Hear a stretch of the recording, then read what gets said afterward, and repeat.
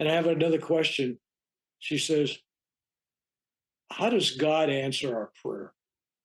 That was it. So I sat down and I go, boom, I'll send you, you got a copy coming, don't worry about it, right? And I go, in answer to your question, I said, sometimes God answers a question from a movie that you might be watching or some other communication. Right. That's all I said. It And I could be a said that, song or a movie, right? Yep. a movie.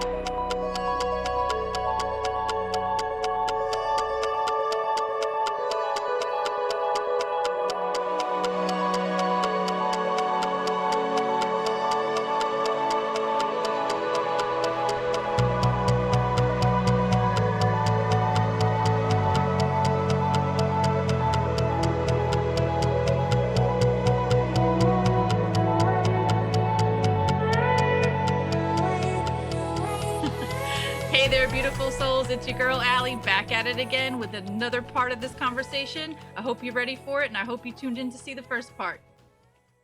Thank you, everybody, for joining again. It's Justin with Living Life Consciously. I'm glad to be here as always, and I hope you enjoy this next part.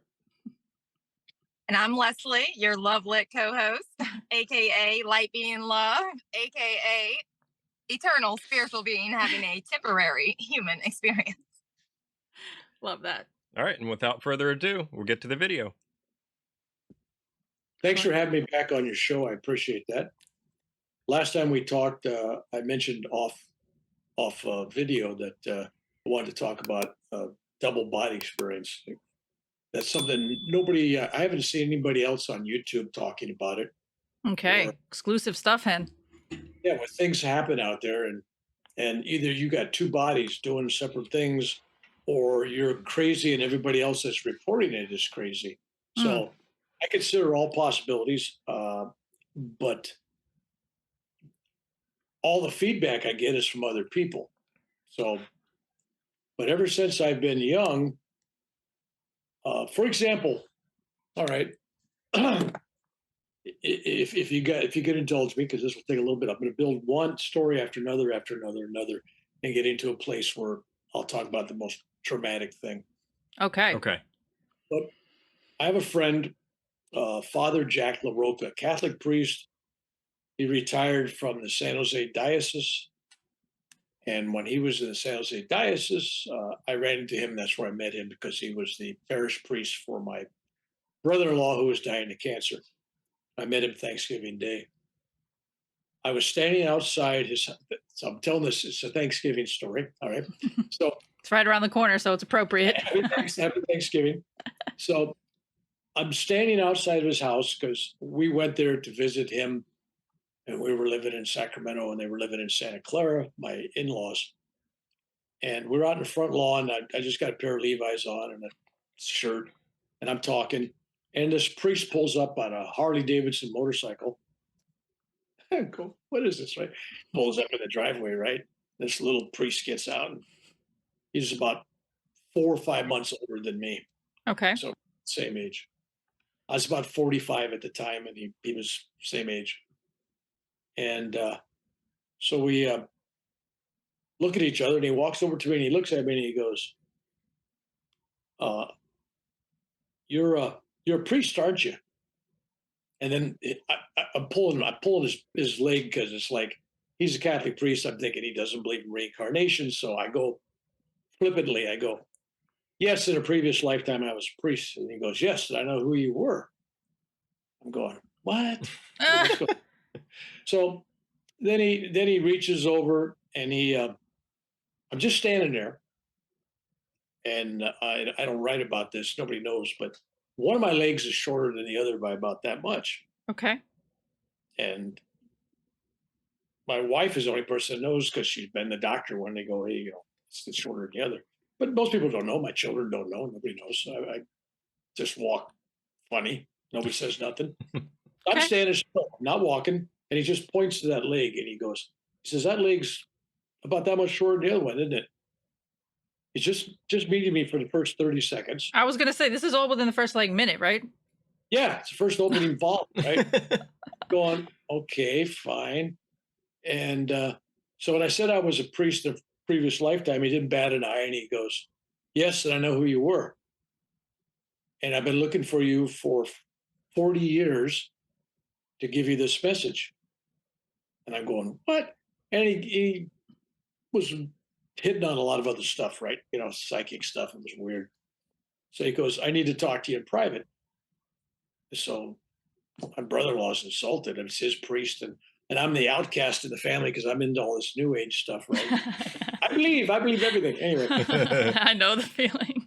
I and can relate. Yep, Yeah. I think we can all Yeah. relate, especially on this call, right? Exactly, right. so I mean, at the time, I laughed because my brother-in-law, staunch Catholic, and they had the Simpson show was on their banned television watch list from the diocese because it was considered it was bad, right? Bad influence for children to watch that show. Anyway, so I like Simpsons, so this shows you where we're at, worlds apart. It wasn't allowed on in my house either. All right, so I give it a private room, and then everybody's waiting at the turkey table. Everybody's waiting to have Sure. Thanksgiving meal, right? And this priest comes over, and he's talking to me, right?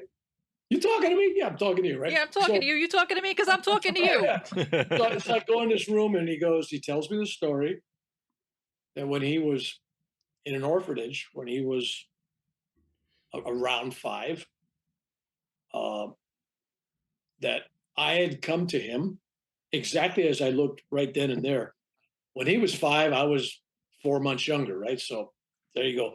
He saw me at 45 years old, right? Exactly how I looked.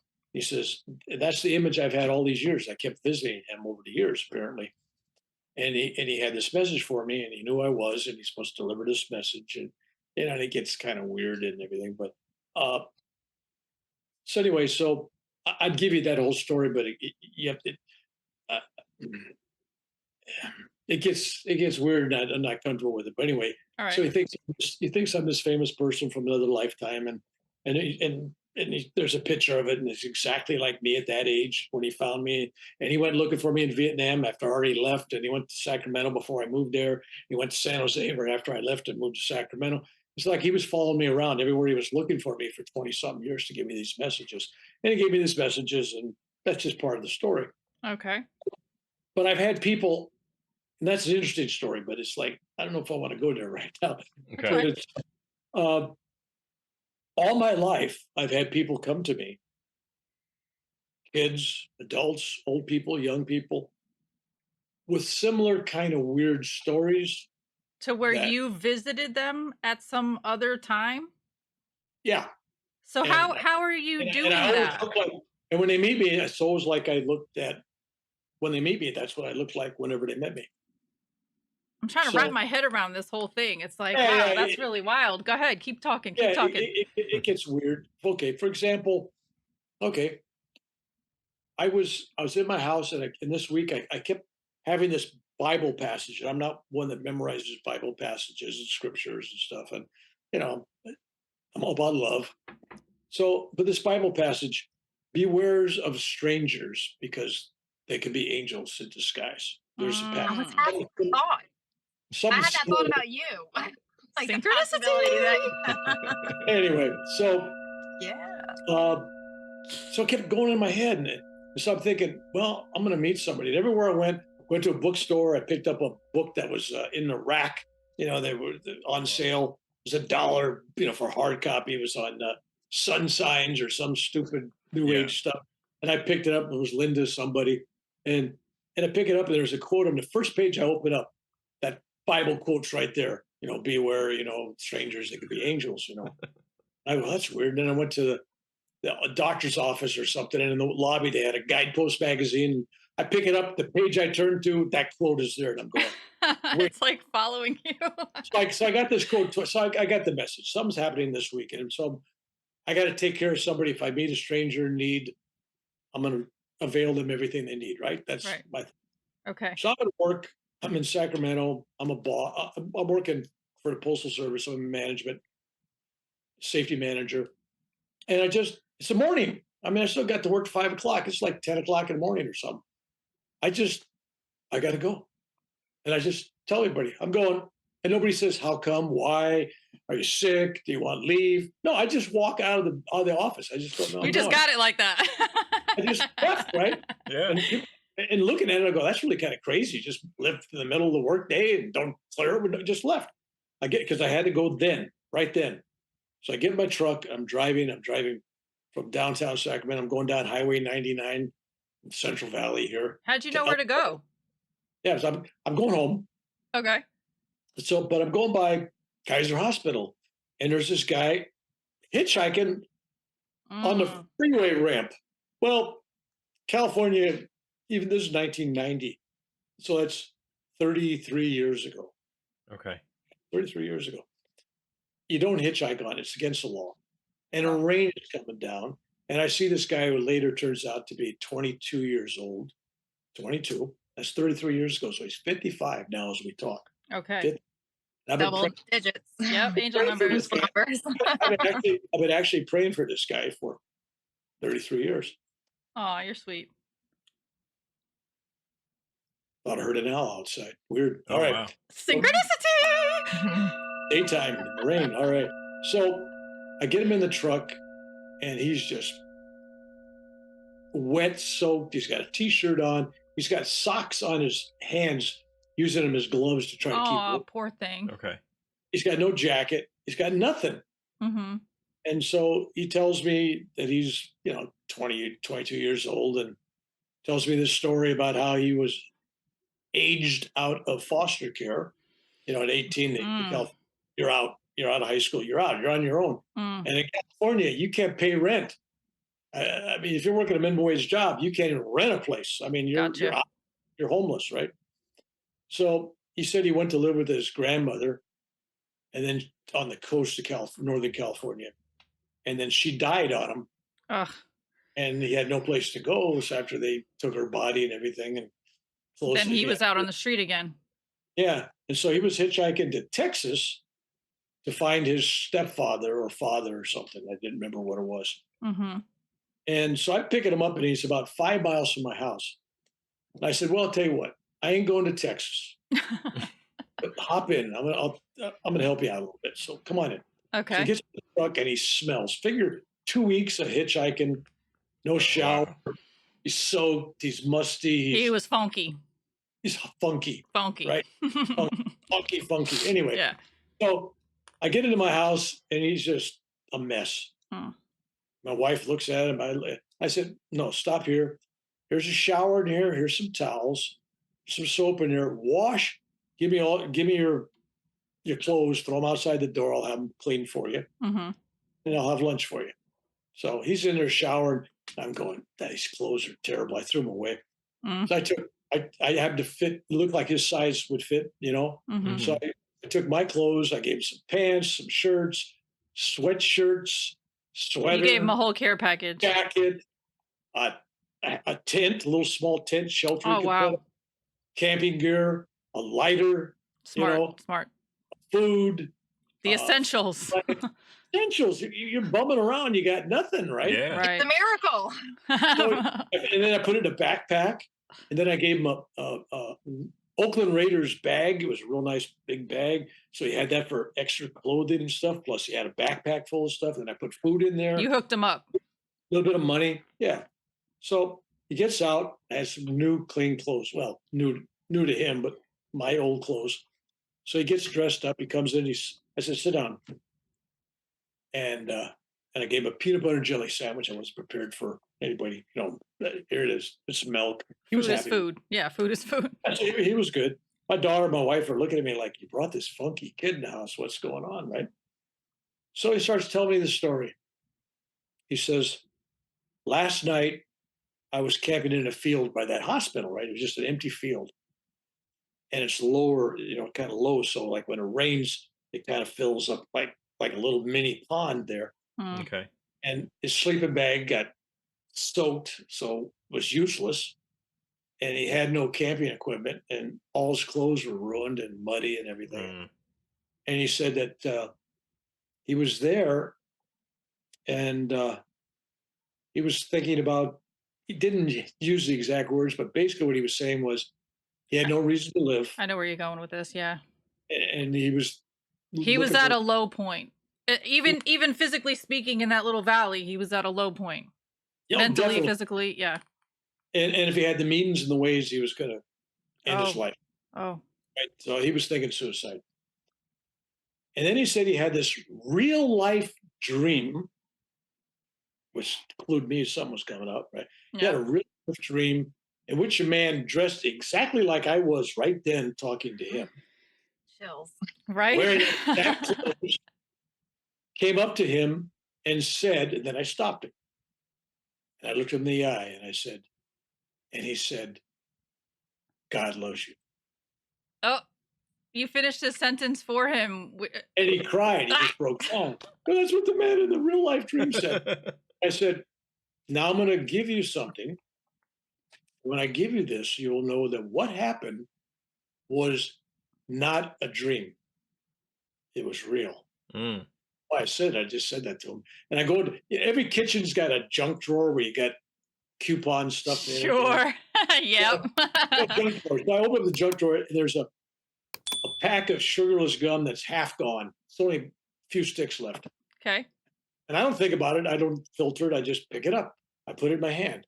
And I go up to him and I said, when I give you this in your hand, You're gonna know. you will know.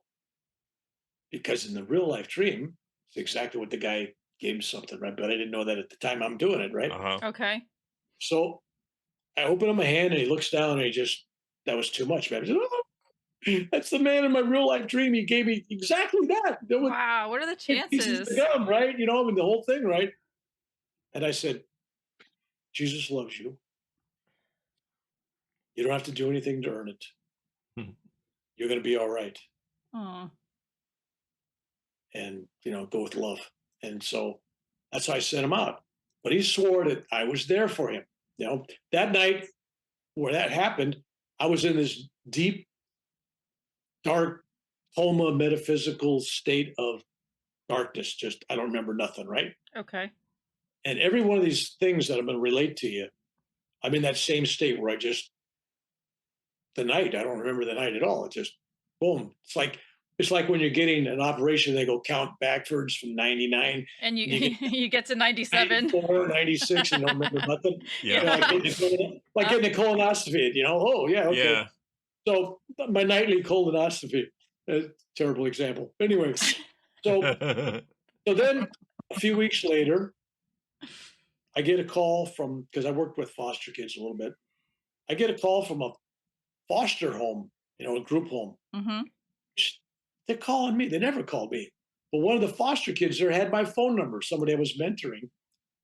And this lady that ran it with a social degree, master's degree, and all this stuff, and she's getting paid bucks for knowing what to do. And she Mm-hmm. called, she says, well, one of our Jeremy here, you're mentoring him, and we got this kid that's contacted us, but she's kicked out of foster care. She's 17 years old, this black girl, and she's in great danger, and and physical abuse and all this stuff, and she's in Sacramento someplace, and we want to know what we should do. And I'm going, they got all the agencies, they got the cops, and they're calling me. They never called me before or since. And I'm thinking, no, this calls for me. Yeah. There's Said, some reason why they yeah, called you that night, right? yeah. I said, what's the address? So they gave me the address. It was by Sacramento State, and it was by all these apartment houses. And it was apartment number 2, but the address was wrong. Mm.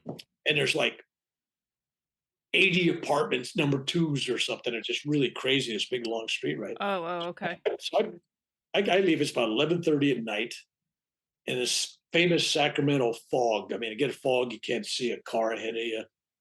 I pull into a parking lot to figure out what to do, and there's two police cars parked next to each other, Talking. drinking coffee and talking. Yeah. So I get out and I go, hey, look, I'm not a weirdo. I'm not a crazy. Here's my ID, but I'm looking for this young 17-year-old girl because, he's not going to show me something. He'll be finding a 17-year-old girl, right? Mhm.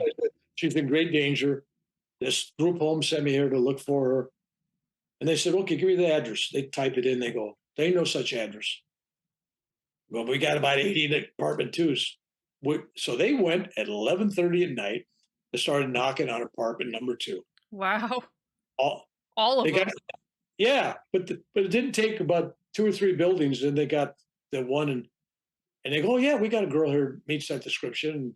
And this 17-year-old black girl was there, and she was so naive, but spiritually really into high Well, things. But I mean, she'd watch cartoons and low vocabulary, but she had these great thoughts. It was just really interesting talking to her. So I said, "Look, you're coming to my house," because she was somebody had her in their apartment, but they didn't want her, right? So I said, "Okay." So she's in there, and we're driving in the fog to my house. She doesn't. I said, "You don't know me. I'm this old guy. I'm giving you a ride to my family." I said, "You're very trusting." She goes, "Oh no, no, I know you. You've come to me many times. I've talked to you. I know everything's okay. I know you." And I'm going, "Yeah, okay, fine. I've heard that before. All right, great." So I get her to my house. She gets out. She sits on my sofa in my front room. My family's going, "What you?" My wife go, "What you bring an underage girl here? You drive her by yourself? I mean, there's crazy stuff. People, charge. Oh, what'd you do to this girl? I mean, all kinds of stuff will come up, right? Never it occurred to me. I just no. Me and my wife and my daughter are going to take care of this young girl. So she's sitting on the couch and she's looking at me. She's sitting on another couch, and the pad next to me is sunk down. It's sunk down. It's like somebody's sitting on this.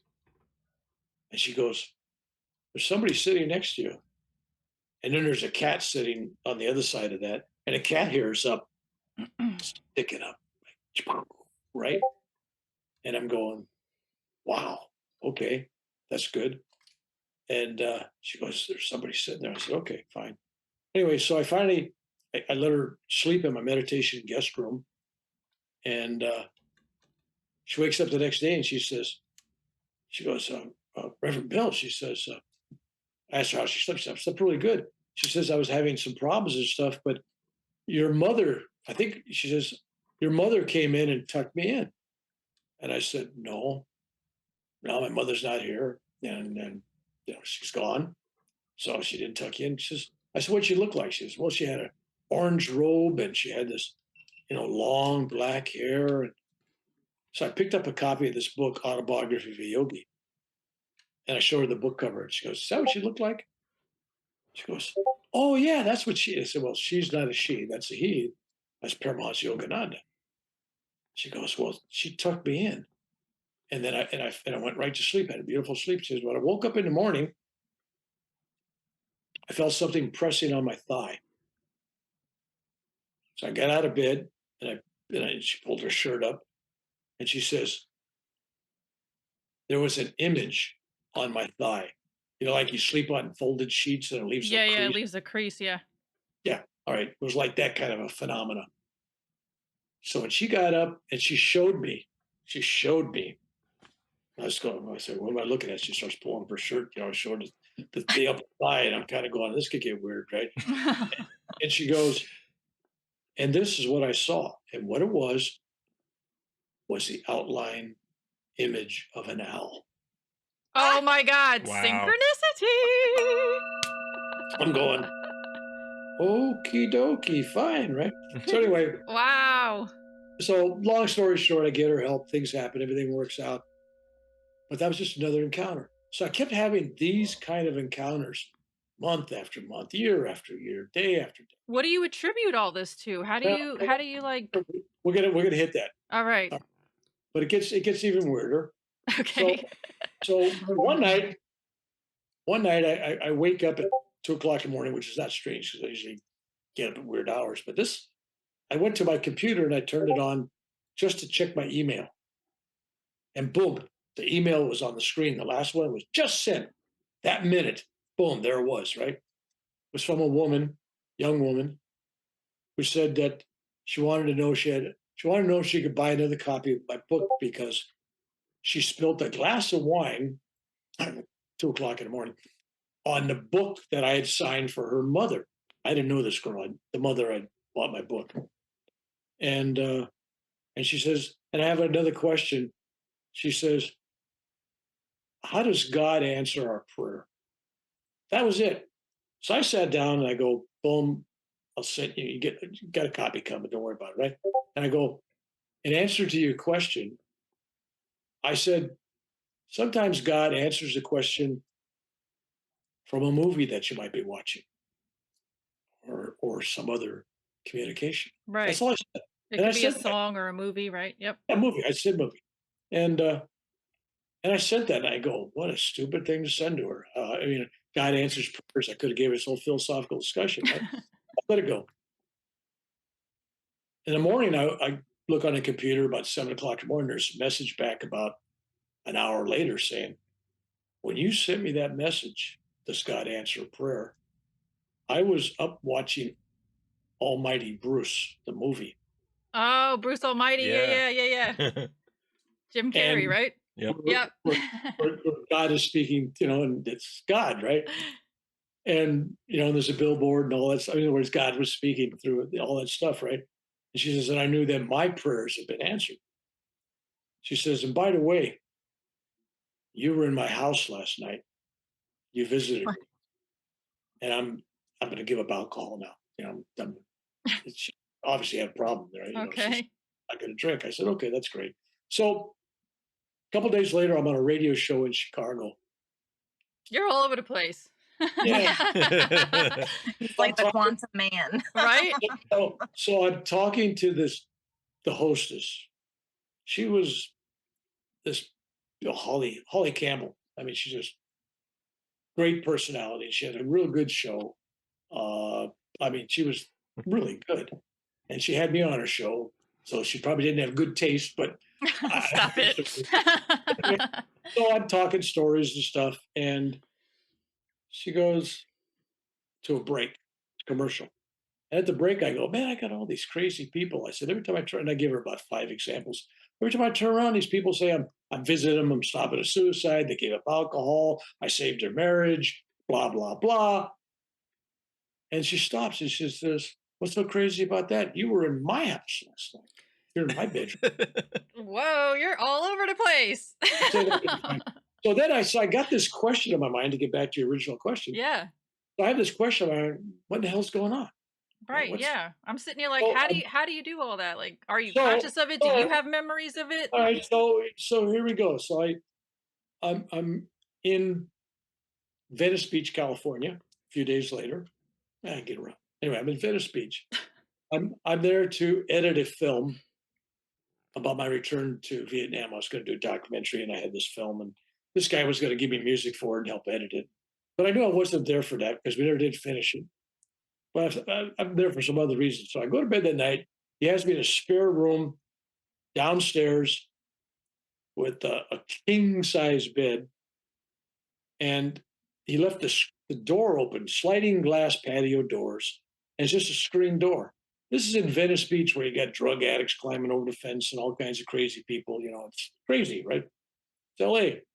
So I wake up at 4 o'clock in the morning and I sit up and I'm looking at the screen door. Mm-hmm. And there's this shadowy figure staring back at me, a guy about my height, about my weight, staring there, looking at me. You would think the normal reaction is it's 4 o'clock in the morning. Who in the hell's this guy in this guy's backyard? What's going on, right? Yeah. Nah. So I'm thinking, I don't know what's going on here. I think, well, maybe my friend got in a fight with his wife and he's coming downstairs, Yeah. And I go, this is weird. So the door opens, slide door opens, the screen, walks towards the bed, and I'm going, this is weird. So I take a pillow and I throw it the other side of the bed. I says, I don't care what happened. Stay over there. This is weird. Yeah. So I roll all the way over to the edge. And then I feel him, pounce on the bed, boom, and then boom, boom, boom, boom, boom, right into my back, right into my spine. Were you seeing you? My spine explodes, boom, like fireworks.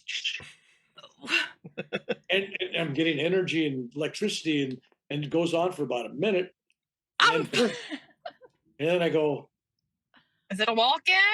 What is it? that was me coming back because I'd been in that deathly sleep all the time. And then I wake up at 4. And because my question before I went to bed, my question to the universe was, are all these people crazy? Am I attracting all the crazies? Because I'm not making up any of these stories. They are. Yeah, they're telling you. Yeah, it's them. It's not me. I don't know if it's true or not. So then I'm going, well, that's what. So I tell the guy the next day, and he's kind of going, yeah. So then he needed some advice. So I give him some advice on how to handle his family, his parents, his father in particular, and stuff. And then he decides he wants to go to Self Realization Fellowship. They had a church service, and oh, let's go to that. I said, okay. So we go to the church service. The minister gets up. He has a prepared speech. He takes his, well, for the morning, I changed my mind. I'm going to talk. He's just going to ad lib it. He's just going to do it, right? Wing it. And because he felt inspired. So he starts his talk, and my friend keeps looking at me, and I keep looking at my friend. Exactly what I told that guy that morning, how to handle his family situations. It was verbatim, word for word. This guy off the cuff without any script is reading exactly what I was telling that guy in the morning, just an hour before. Exactly. Mhm. He's going. So now he doesn't know what to think because now he's thinking, well, maybe that story I said about the bodies going in the spine was, Anyway, so then several dozen more events happened. But the one that got my attention was it was 6 o'clock in the morning. I'm sitting downstairs in my family room and my cell phone rings. Mm. Not everybody has my cell phone number. Cell phone rings. And it's local police department. It's I don't know, highway patrol or sheriffs or somebody, right? And I'm going, that's weird. Why are they calling me, right? Yeah, so I answered. I go, hell yeah, this. Hello, we want to speak to Reverend Bill McDonald. It's a woman. She was information, I don't know, whatever they call it, the information officer or something. Okay.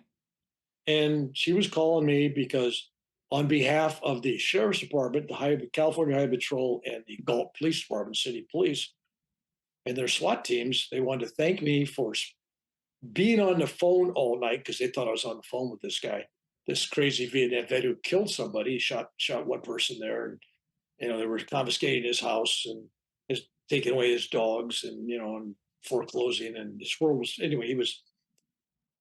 He was on a standoff with 100 cops for 17 hours, about 10 miles from my house. I didn't know it. I didn't watch the news. Wow. Anyway, so she's telling me that he gave them my name and my telephone number, and to want to make sure that I was thanked because of what I told him and the time I spent with him. He didn't want to kill anybody else, and he gave up and didn't want to get killed. And he surrendered just before they called me. Wow. And the sheriff's department go, well, yeah, you must have been on the phone because he wouldn't answer the phone when we called him, so they figured I was on the phone. And I'm listening to this whole story. I go, yeah, come on, this is crazy. I hung up. I didn't get it. I turn on the news. There's a big news story, and there's helicopters. There's 3 SWAT teams. Holy cow. What a everything scene. there. I mean, it was a big thing, right? Yeah. Yeah. So I followed the trial, and he basically told the cops that I was there with them in that house, surrounded by the cops, all night long, calming him down and talking him into surrendering. Wow. Wow. So I'm going, what? What? Yeah, like Yeah. So that was the crazy police calling me, and there's this crazy killer guy. And then you got, okay, maybe he had my telephone number, maybe he had my business card or something. He's a Vietnam vet, maybe he met me once. uh-huh. Hmm. I didn't have any conversation sounds with him on the To phone. me, like you're like some sort of angel avatar or like As I and know is the angel that, does, that night, part of you is that night I was just in this dark, deep trance-like sleep.